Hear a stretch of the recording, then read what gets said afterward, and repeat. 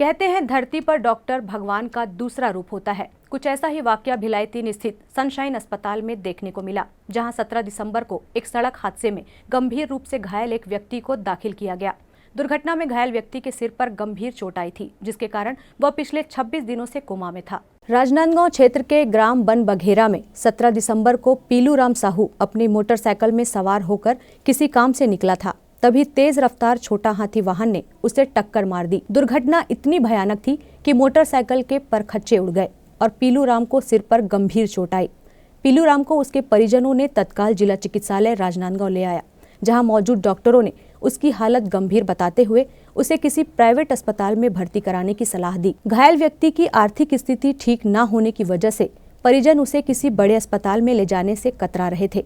तभी किसी ने सलाह दी कि भिलाई 3 स्थित सनशाइन अस्पताल में कम खर्च में इलाज किया जाता है।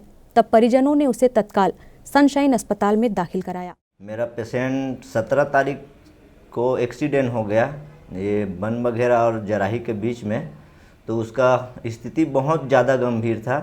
तो पहले हम राजनांदगांव जिला चिकित्सालय में ले गए, तो वहाँ डॉक्टर लोग बोले कि इसका स्थिति बहुत ज़्यादा गंभीर है, प्राइवेट हॉस्पिटल ले जाओ, इसको वेंटिलेटर और न्यूरो सर्जिकल का ज़रूरत है। तो आते आते कोई बताया कि अपना आर्थिक स्थिति तो बहुत डाउन था कि तुरंत, और पैसा भी नहीं था उस समय, कुछ था उसमें लेके आए। तो कोई बताया कि सनशाइन हॉस्पिटल भी बहुत अच्छा हॉस्पिटल है और जो कमज़ोर लोग रहते हैं उसका हेल्प भी करते हैं इन लोग, और वो स्थिति का मेन जिम्मेदार यहाँ हॉस्पिटल है। अगर हमको उधारी नहीं चला पाते तो हम ये स्थिति में उसका इलाज नहीं कर पाते, और इसके लिए मैं बहुत बहुत धन्यवाद देता हूँ सनशाइन हॉस्पिटल को, उसके पूरा कर्मचारी को। पीलू राम साहू को सड़क दुर्घटना में सिर पर गंभीर चोट आई थी। अस्पताल में भर्ती करने के बाद मरीज को आईसीयू में रखा गया, जहां उसका सीटी स्कैन कराया गया। सीटी स्कैन में मरीज के ब्रेन में ब्लड इंजरी होना बताया गया। सनशाइन मल्टी स्पेशलिस्ट अस्पताल के न्यूरोसर्जन डॉक्टर नरेश देवांगन ने मरीज का ऑपरेशन न कराने की सलाह दी, जिससे उसकी जान जाने का खतरा बढ़ जाता।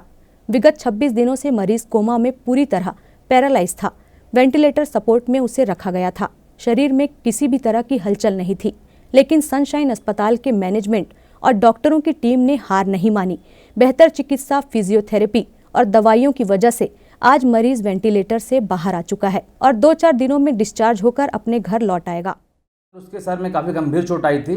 ब्लड पूरा अंदर सर के अंदर फैला हुआ था, जिसके कारण पेशेंट कोमा में था, होश में नहीं था, कंटिन्यू वेंटिलेटर में था।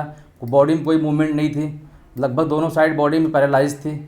बट सर धीरे धीरे विथिन 20 डेज पेशेंट रिस्पॉन्स करने लगा, उसकी बॉडी मूवमेंट चालू हो गई और करीब 25-26 दिन बाद पेशेंट पूरी तरह से होश में आ गया और वेंटिलेटर सपोर्ट के हम लोग हटा दिए। अभी patient right now sir ventilator support में नहीं है, नॉर्मल ऑक्सीजन सपोर्ट में है और आने वाले 2 दिनों में पेशेंट डिस्चार्ज होकर अपने घर जाकर स्वस्थ होकर।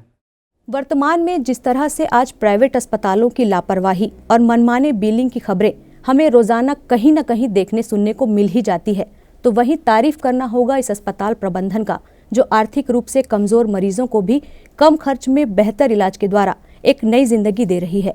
भिलाई 3 से सूरज सिंह की रिपोर्ट।